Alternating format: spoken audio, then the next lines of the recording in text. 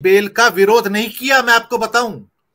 जी, उन्हें अपोज करना चाहिए था कि मैं अपोज कर, कहते नहीं ना हम अपोज करते हैं ना सपोज करते हैं, आपको जो निर्णय लेना आप ले लीजिए।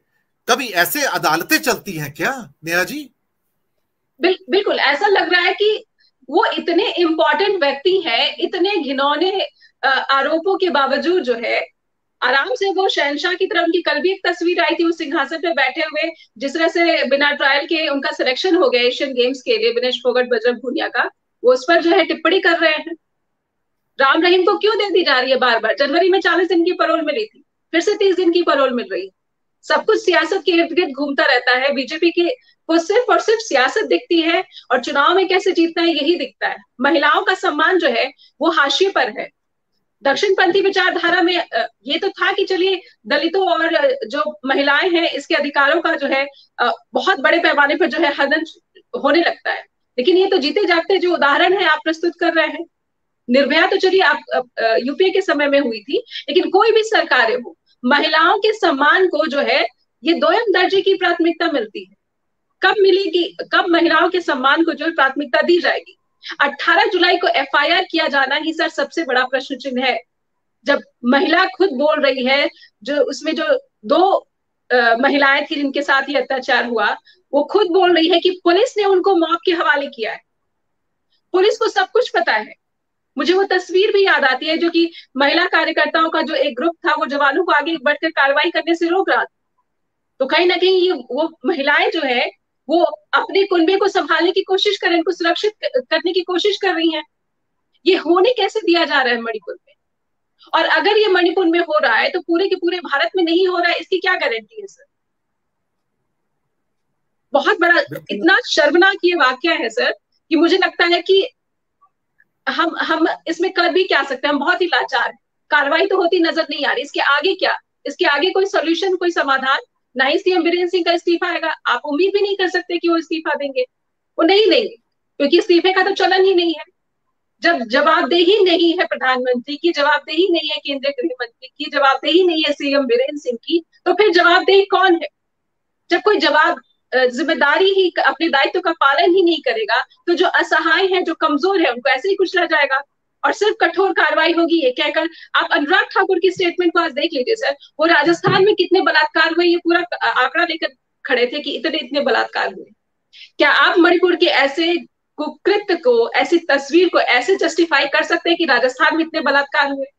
एक बलात्कारी बड़ा और एक बलात्कारी छोटा, क्या कंपैरिजन भी किया जाना चाहिए? क्या तुलना करना भी उचित है? ऐसे वक्त में क्या इस तरह की बातें करना भी उचित है? सबसे बड़ा सवाल है सर। जी, आपने बिल्कुल सही कहा। आप बड़े कम समय के लिए हमारे साथ जुड़ी हैं, बीच में अगर थोड़ा सा आप रहेंगे तो हमें खुशी होगी। बाकी बीच में जब भी आप साइन ऑफ करना चाहें नेहा जी आप कर सकते हैं। मैं प्रकाश जी के पास आऊंगा, फिर मैं आलोक जी के पास आऊंगा। प्रकाश जी, हिंदुस्तान के अंदर, आजाद हिंदुस्तान के अंदर इतने तो धर्मस्थल ना जलाए गए ना तोड़े गए कभी।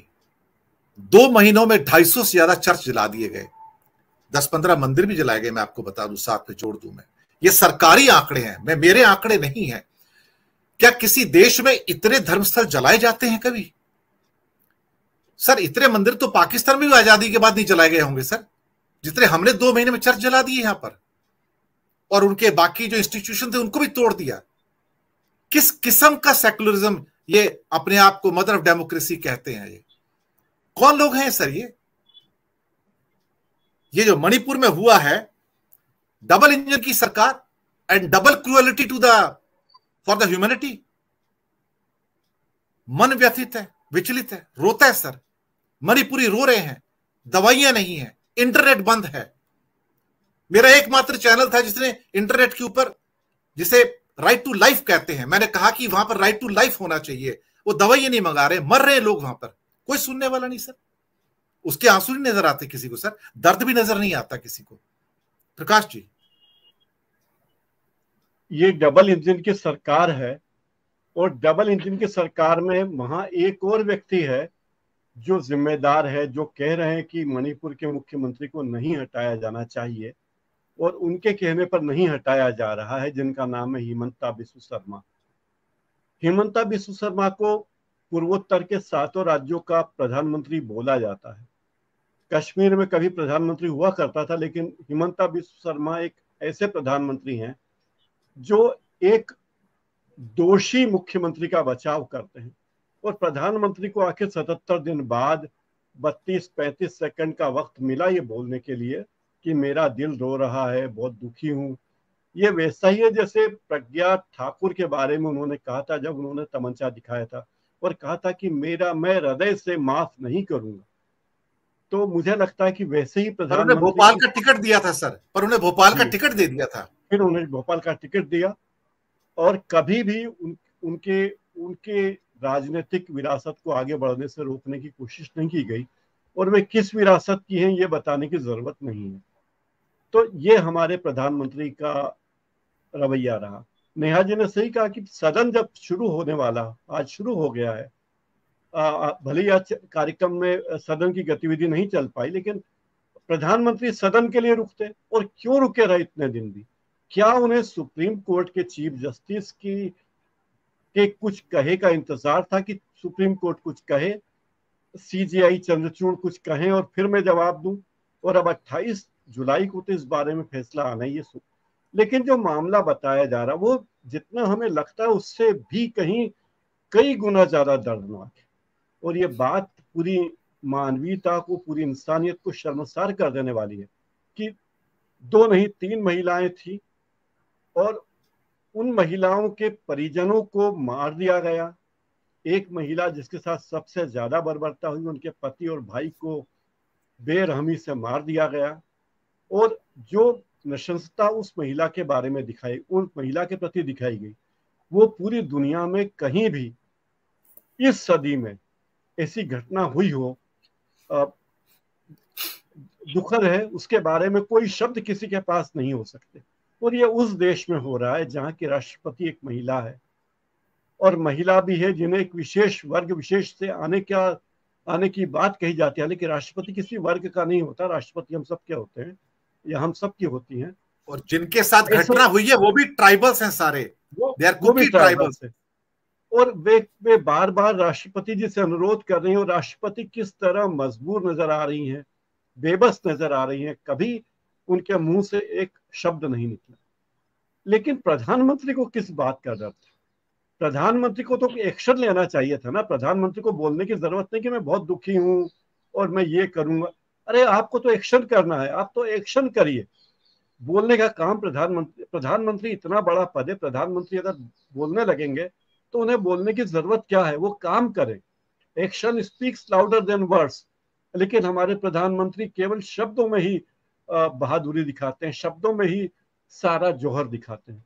तो ये शर्मसार कर देने वाली घटना है। दूसरी बात ये कि पूर्वोत्तर है, थोड़ा सीमावर्ती इलाका है, हो सकता है 2-4 घंटे में आप तत्काल राहत न दे पाए, लेकिन 77 दिन हो जाए, महीनों बीत जाए और आपके कान पे जूं नहीं रेंगती।